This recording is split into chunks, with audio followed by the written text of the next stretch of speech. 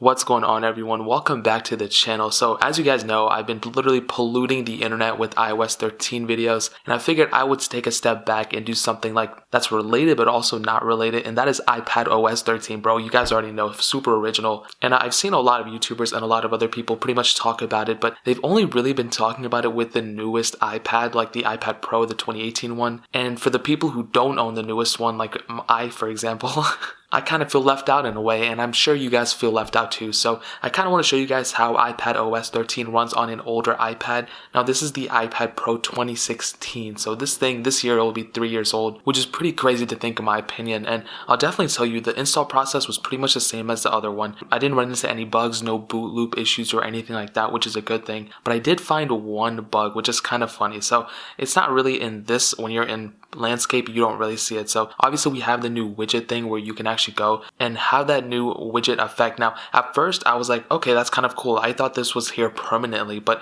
what it is like if you swipe away, as you can see, that swipes back into like the widget pan. So if you go like this, it's cool and everything, but if you want to swipe to the second screen, that actually goes away, and so you'll have to swipe this way. So maybe Apple in the future will make it so this widget pan will stay, but as of right now this is how it pretty much is. But the one bug that I found, and it's kind of funny, is if you're in portrait mode, I know you can't see everything, but if you're in portrait mode and you swipe to the right or left to get to the widget pan, you can see that the actual widget pan is above like the status bar. So that's one bug right there. Hopefully Apple can fix that. It's not like a deal breaker or anything, it still works, but if you have something up there that you need to tab, you won't necessarily be able to grab it because it's behind the status bar. So of course this is a beta, you're going to run into problems, but that's pretty much that case. I am curious to see whether dark mode is enabled or disabled on here. So we do have dark mode on the iPad. I wasn't too sure, honestly. I don't even remember that from the keynote. So that's really cool. Now the one thing that I was really excited for at WWDC, where you can have multiple instances of the same app. So if you're in the multitasking pan,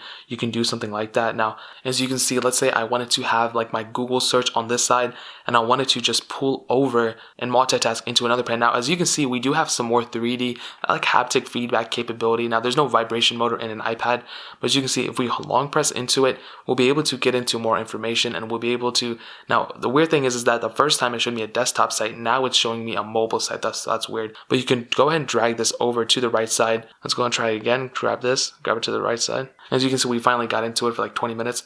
And you can do this, and it's really cool. The one thing I'm curious about though is that I believe we're on the mobile site here, but it doesn't look like it, so I guess it's not really the mobile site. But you do have that capability even on an older iPad, so that's really cool.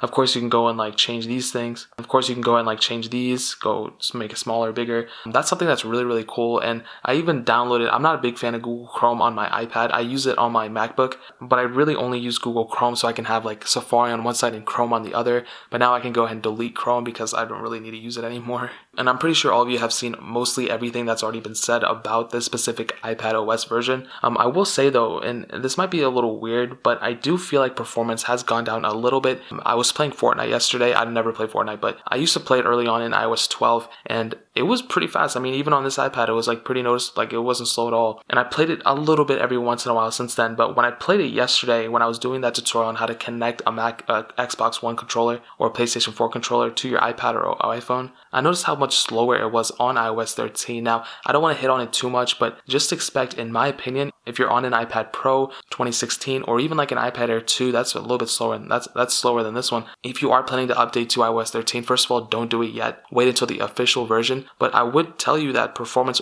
probably is going to go down a little bit with these betas, but if you're going to beta 1 from iOS 12, but just know that that's only temporary. Most likely, as we progress further and further into these betas, you will eventually have better performance when the official version comes out. So with like a game like Real Racing 3, I really didn't see it being too slow. If you guys saw my one video yesterday where I pretty much demonstrated the speed and capability of gaming and everything, you noticed that it wasn't slow when you were playing games like Real Racing 3, but it might be a little bit slower if you're doing like first person shooter. So like I said, it's going to be maybe a little bit slower on the iPads, especially the older ones, but it's not going to be a big deal. It's only temporary, like I said. Real Racing 3 runs perfectly fine. I really haven't had too many crazy app crashes except the one yesterday with Fortnite, actually. I was playing it and all of a sudden the game just crashed on me, which was really weird. Again, this is only temporary. When the official version comes out, it's going to be a lot better. But so far, I'll definitely say for an iPadOS for a beta, it's not bad. And this isn't really like a whole separate UI, and this isn't really like a whole separate OS. It's just a little bit better than iOS 13 currently on the iPhones. I'm glad they separated though. I'm super surprised that they added this thing, but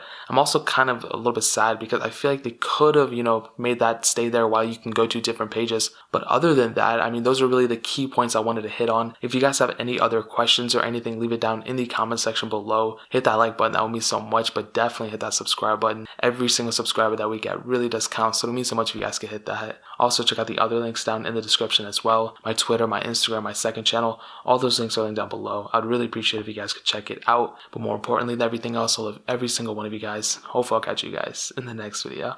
Peace out.